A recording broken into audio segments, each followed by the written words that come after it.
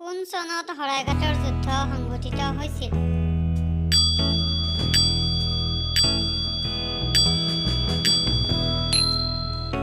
উত্তৰ ১৬৭১ চনত। পৰৱৰ্তী প্ৰশ্ন হ'ল, অসমৰ প্ৰখ্যাত মন্দিৰ উমানন্দ কেতিয়া নিৰ্মাণ কৰা হৈছিল?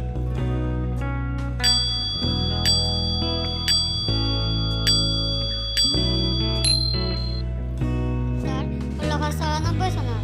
পৰৱৰ্তী প্ৰশ্ন হ'ল, অসমৰ জলপথত প্ৰথম জাহাজ সেৱা কেতিয়া আৰম্ভ হৈছিল?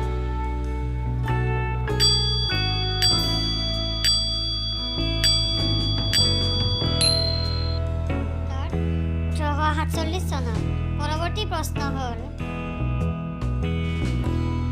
টেলিফোন আৰু টেলিগ্ৰাফ সেৱা অসমত কেতিয়া প্ৰচলিত হৈছিল?